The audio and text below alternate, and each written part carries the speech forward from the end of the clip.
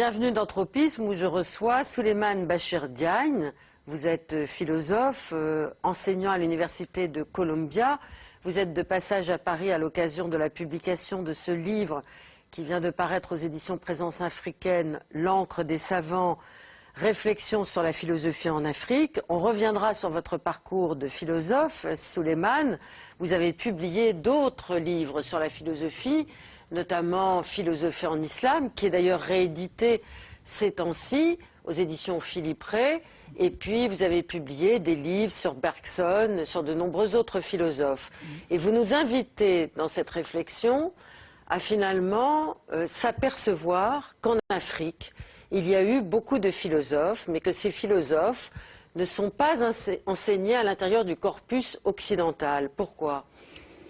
Écoutez, parce qu'on ne les connaît pas, parce qu'on ne les connaît tout simplement pas. Et c'est la raison pour laquelle, d'ailleurs, c'est l'une des raisons pour lesquelles le CODESRIA, au départ, un conseil panafricain regroupant tous les chercheurs africains en humanité, en sciences sociales, basé à Dakar, m'avait demandé de faire un ouvrage qui ferait l'état de la littérature, qui ferait connaître le débat philosophique tel qu'il se déroule aujourd'hui en Afrique et du même coup ferait connaître des penseurs, philosophes du passé. C'était ça, au départ, la raison pour laquelle j'ai écrit ce livre. Et au bout du compte, il est devenu tout à fait personnel. C'est devenu une réflexion personnelle sur un certain nombre de grandes questions philosophiques qui sont à l'heure actuelle débattues sur le continent africain. Mais je crois que la mission première qui était la mienne a été également remplie, faire connaître un certain nombre de philosophes, leurs réflexions et un certain nombre de questions pour que, le cas échéant, ils soient enseignés. Alors, qui sont-ils? Comment ont-ils ancré leurs réflexions? On voit en lisant votre ouvrage que finalement, c'est par rapport à la problématique du temps qu'ils ont articulé leurs pensées au départ. Oui, alors la problématique du temps a été extrêmement importante. Il y a eu un débat extrêmement vif entre philosophes africains sur l'idée d'une philosophie africaine du temps. Est-ce qu'il y a une conception africaine du temps? Bon, on se moque un petit peu de temps en temps, et les Africains ne sont pas les derniers à se moquer d'eux-mêmes, en disant ben, c'est le temps africain, on est en retard, etc. Bon, ça c'est mais toute plaisanterie mise à part, est-ce qu'une catégorie aussi essentielle dans l'expérience humaine que la catégorie du temps varie selon les cultures? Il s'est trouvé des philosophes pour dire que oui, qu'il y avait une conception africaine du temps où le passé était la dimension la plus importante par rapport au présent et surtout par rapport à l'avenir, où il n'y avait pratiquement pas de considération pour un avenir qui serait trop lointain pour faire partie véritablement de notre expérience. Et d'autres ont répondu que, ma foi, non, qu'il y avait tout à fait une vision prospective, une conception de l'avenir dans les... Alors, cette espèce de ping-pong sur la question du temps, les uns tenant une thèse, les autres la thèse contraire, est effectivement un des débats les plus importants, probablement, sur le continent africain.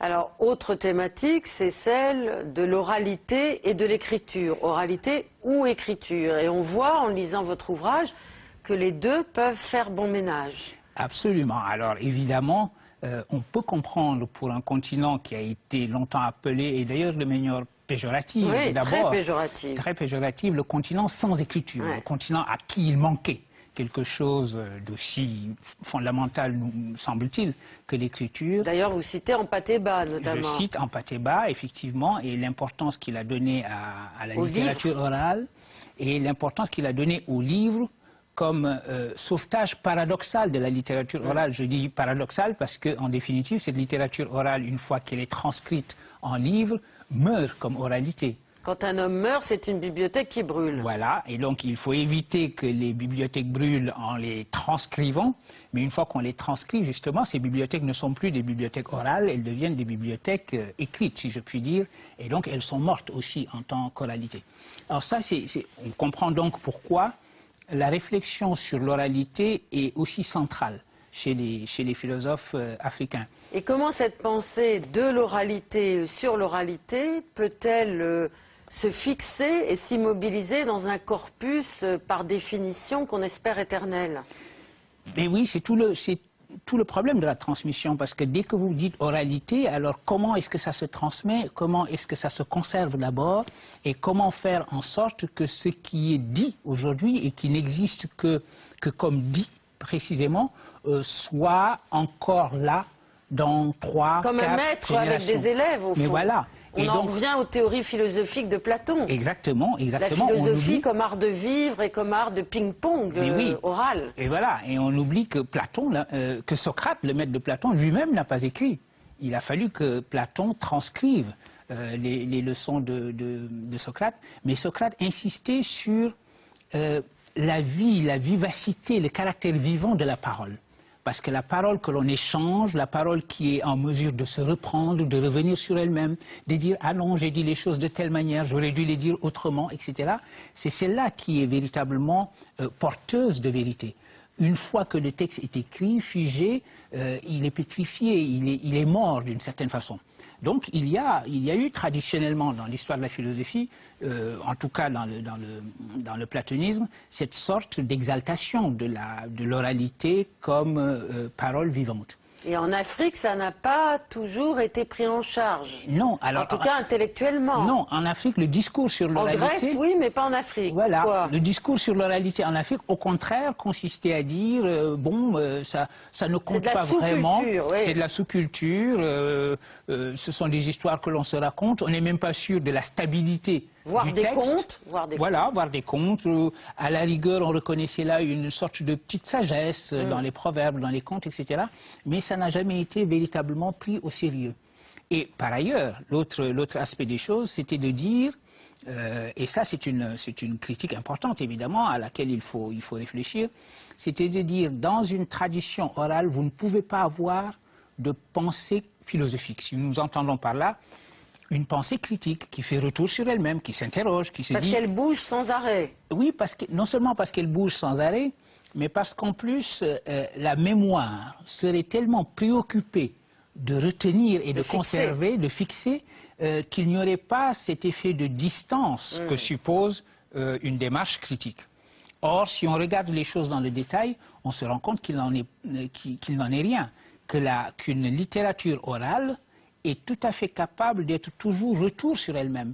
Vous pouvez voir un texte oral dans une structure qui est parfaitement repérable et vous lirez ou vous entendrez un autre texte oral qui reproduit à peu près la même structure mais dont on se rend bien compte qu'en fait il est en train de mimer l'autre, de le subvertir, de dire autrement, etc.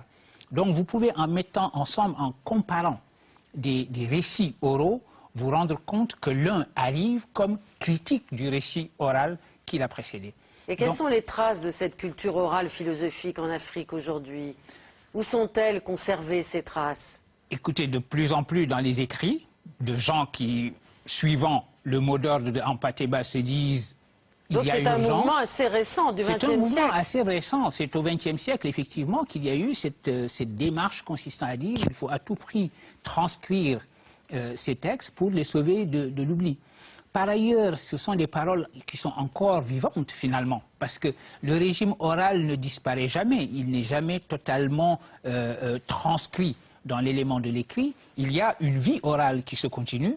Eh bien, cela aussi, il faut y prêter attention. Donc c'est à une véritable œuvre de réhabilitation que vous vous attelez depuis de nombreuses années, Souleymane Bachir Diagne. Et dans votre réflexion à la fois philosophique mais aussi historique, on s'aperçoit que l'islam a joué un rôle très important dans l'articulation entre philosophie, corpus philosophique et réflexion sur la finitude de notre humanité. Exactement, parce qu'une fois qu'on a posé la question de l'oralité et de sa capacité d'être critique, il faut bien se rendre compte d'une chose, c'est que identifier aussi naturellement l'Afrique à l'oralité, c'est une simplification extrême. Ça n'est tout simplement pas vrai. Et il faut bien prendre en compte une des significations de l'islamisation profonde et relativement ancienne que ce continent a connue. L'islamisation, ce n'est pas simplement l'arrivée d'une nouvelle religion, la conversion à cette religion et les effets, nous allons dire, politiques de cette religion en créant un certain nombre d'États. C'est également l'arrivée d'une raison graphique de l'écriture et l'arrivée de toutes les sciences qui sont liées à l'islam et qui sont liées au développement de l'islam. Par exemple, on sait que le monde islamique, dans des grands centres intellectuels comme Bagdad à l'est ou Cordoue à l'ouest, le sud de l'Espagne, ces grands centres ont été des centres de réception, de traduction et de discussion de la philosophie ancienne grecque. Eh bien, ce transfert de la philosophie du monde grec au monde islamique a également concerné l'Afrique, et pas seulement l'Afrique du Nord, l'Afrique subsaharienne tout aussi bien, puisque le Sahara n'a jamais été la barrière infranchissable qu'on veut croire. Eh bien, et ce type de savoir, ce type de discours philosophique s'est retrouvé dans des centres subsahariens comme Tombouctou, comme Djenné, comme Koki, au Sénégal, etc. etc. Et ces centres de pensée étaient aussi des lieux de transmission d'une parole religieuse. Est-ce qu'il y avait une distinction entre un discours proprement philosophique et un discours, disons, propagandiste? Pas véritablement. Il y avait une distinction au fond parce qu'il y avait un certain nombre de textes dont il était clair qu'ils étaient des textes tout à fait profanes. Parfois même un peu lestes concernant des choses dont on se dit, ma foi, qu'est-ce qu'elles signifient dans le contexte. Voilà. Mais vous aviez différentes disciplines, théologiques, juridiques, etc., qui étaient enseignées dans ces centres-là, en plus des sciences plus proprement liées au Coran, comme le commentaire du Coran, etc. Donc, il n'y avait plus à partir du XIVe siècle dans le monde islamique, véritablement dans le monde sunni islamique, des textes qui se présentaient eux-mêmes comme philosophie, qui s'appelaient falsafa, du nom arabe de la philosophie. Mais la démarche philosophique se retrouvait quand même dans ces textes, qui pouvaient être des textes de théologie, mais au détour d'un chapitre, on y discutait tel ou tel aspect de la logique d'Aristote, etc., qui pouvaient être des textes de mysticisme, de soufisme, parce que le soufisme, à un moment donné, a trouvé son langage, aussi sa traduction philosophique, si vous voulez, dans la philosophie platonicienne. Donc ce sont des livres, des ouvrages, des manuscrits qui parfois ne se donnent pas explicitement pour des textes de philosophie, mais qui n'en sont pas moins des textes philosophiques.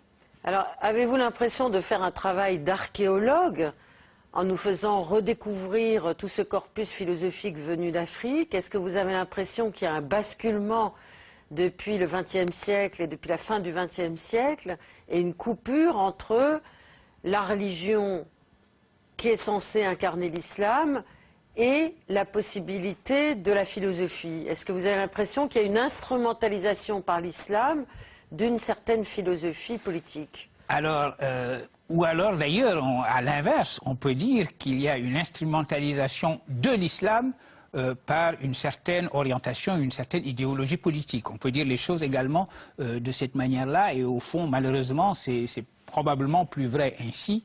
L'idée qu'il y a des groupes qui ont des agendas politiques très clairs et qui peuvent utiliser l'islam à des fins qui ne sont plus des fins strictement religieuses. Mais sur ce plan-là, c'est très aimable de faire de moi un de ces pionniers archéologues, mais je dois dire que moi je suis simplement quelqu'un qui exploite un travail justement qui a été fait par des pionniers et des archéologues, quelqu'un comme mon collègue à Chicago, qui a beaucoup fait, John Hanwick. C'est un chercheur britannique à l'origine, qui est devenu américain, qui est allé au Soudan où il est tombé amoureux de ce continent. Il y est allé d'abord pour son service militaire, et comme il était historien, il a également travaillé sur ces manuscrits. Donc il y a, comme John Hanwick, des gens qui ont véritablement passé toute leur carrière à chercher ces manuscrits et à contre la vision dominante selon laquelle l'Afrique était une civilisation de l'oralité où on ne trouvait rien, aucune trace écrite, mais simplement il fallait s'adresser aux griots et s'adresser à la mémoire vivante de ces griots. Ceux-là ont patiemment recherché ces manuscrits. D'ailleurs, John est un citoyen d'honneur de la ville de Tombouctou. Et ce sont des gens comme John Hanwick qui ont montré tous les trésors écrits et toute l'histoire d'une érudition, d'une véritable érudition écrite en Afrique de l'Ouest qu'il nous reste à explorer. Maintenant, il faut que ces ouvrages, on arrête d'en parler, parce qu'on parle aujourd'hui beaucoup des manuscrits de Tombouctou. Il faudrait les faire connaître, il faudrait qu'on s'en empare, qu'on les lise, qu'on les commente, exactement. Y compris à l'école. Voilà, il faut que ça arrête d'être un objet de conversation pour devenir des objets qu'on lit. Quelque chose d'assez élitiste et de très peu connu. Oui, voilà. Mais vous, dans votre parcours, Souleymane Bachir Diaye, vous êtes donc d'origine sénégalaise, vous avez bien connu Senghor, vous avez travaillé à ses côtés. Je pense que vous auriez pu devenir un homme politique d'exception, mais vous avez choisi la recherche universitaire. Vous enseignez en ce moment donc aux États-Unis à Columbia. Pourquoi est-ce que ce n'est pas dans votre propre pays que vous pouvez exercer vos talents de philosophe?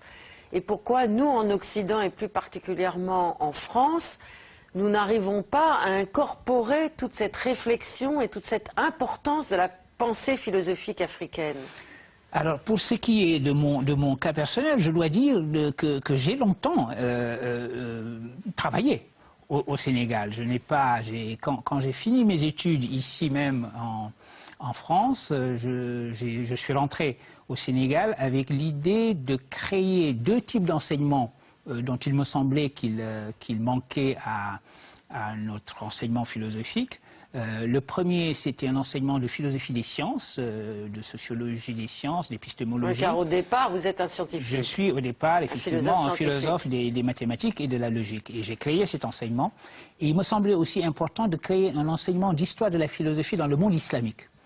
Pour les raisons que nous venons d'évoquer, justement, qui sont des raisons d'instrumentalisation possible de la philosophie de l'islam ou de l'islam, il fallait, contre ces possibilités qui nous menaient au désastre, rappeler qu'il y a une tradition de pensée libre dans le monde de l'islam et voilà un type d'enseignement que j'ai créé également là-bas. Et j'ai enseigné pendant 20 ans à l'université de Dakar. C'est seulement au bout de 20 ans que quand l'occasion s'est représentée pour moi de repartir, de reprendre le chemin de l'étranger, que je me suis dit, après tout, j'avais fait carrière, j'avais formé beaucoup de gens, y compris ceux qui aujourd'hui me remplacent dans ces enseignements que j'ai créés à Dakar, et je pouvais peut-être travailler dans de grandes universités américaines, et donc dans des conditions qui étaient beaucoup plus faciles que celles dans lesquelles j'avais écrit mes premiers ouvrages, etc. Je suis content de l'avoir fait, je tenais absolument à commencer chez moi, à former des jeunes Sénégalais, et je tenais également absolument à montrer qu'on pouvait faire une recherche exigeante et qui puisse être reconnue internationalement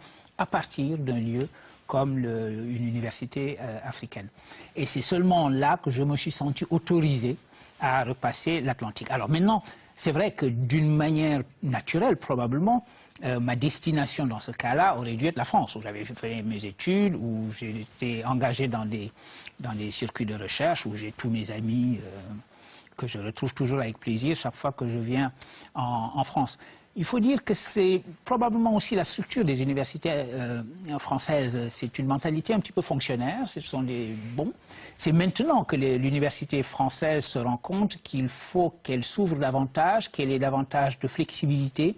Et d'ailleurs, j'en profite, je suis heureux d'être souvent invité. Et qu'elle s'ouvre plus aux cultural studies comme les États-Unis. Voilà. Parce que ça devient vital maintenant. Et sur le plan du contenu, effectivement, elle s'ouvre davantage. Et du métissage de la pensée même. Exactement. Et donc, il n'y a plus cette fausse compréhension de l'universalisme. L'universalisme, c'est très bien. C'est peut-être l'héritage du post-colonialisme. Quand on vous lit, on se demande si ce n'est pas une des conséquences. Mais je crains que ça soit effectivement cet héritage-là, que la France n'a jamais pu véritablement regarder et digérer son passé colonial.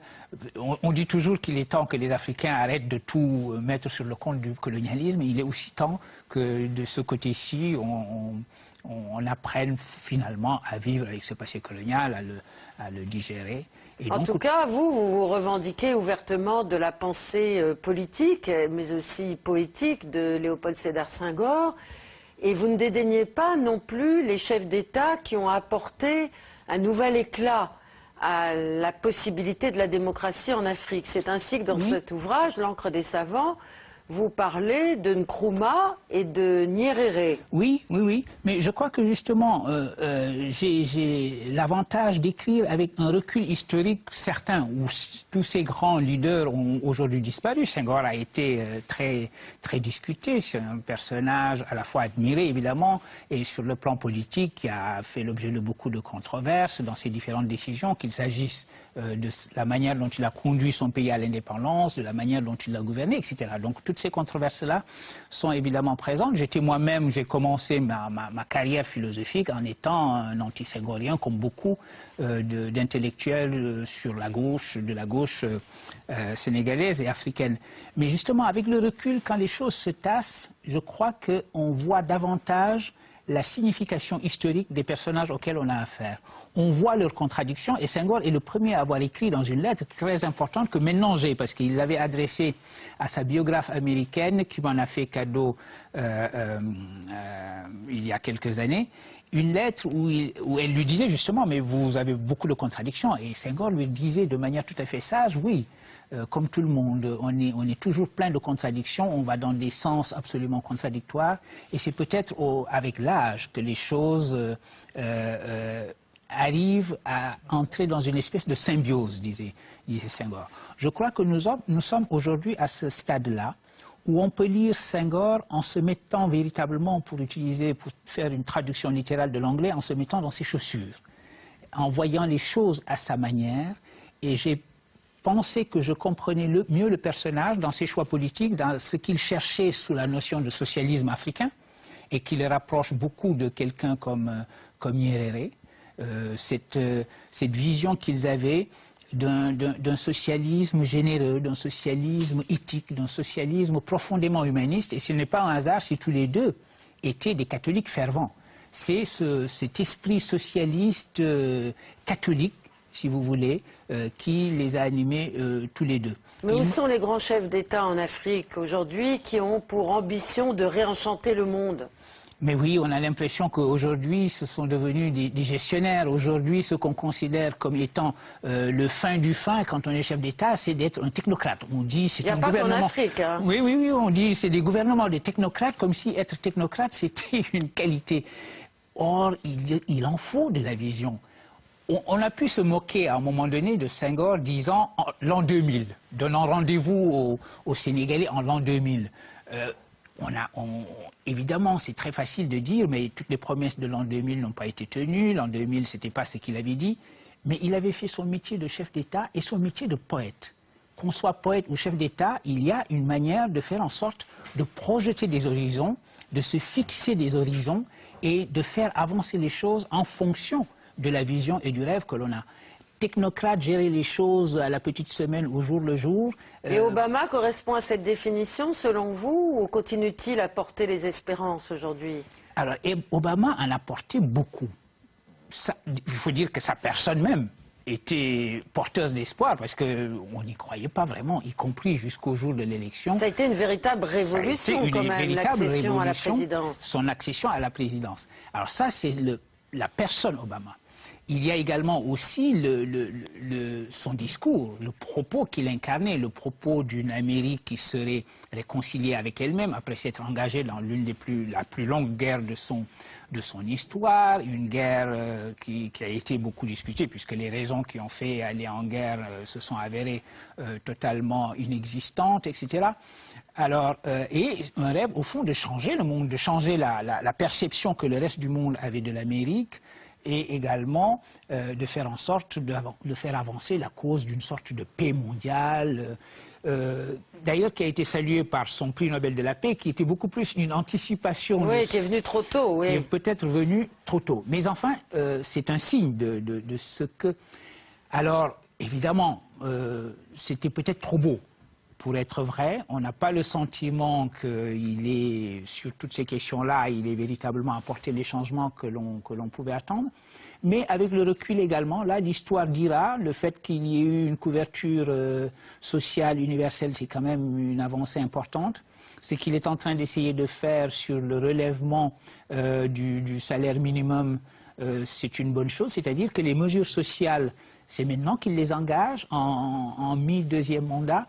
Et peut-être, qui sait, on a perdu un peu espoir, mais qui sait, sur le front de la paix israélo-palestinienne, peut-être qu'il va là aussi introduire des changements qui feront de sa présidence une présidence historique à plus d'un titre, et pas seulement parce qu'il est président noir américain. Merci Souleymane Bachir Ndiaye. Je rappelle le titre de votre ouvrage, L'encre des savants, réflexion sur la philosophie en Afrique, aux éditions Présence africaine. Merci de votre accueil.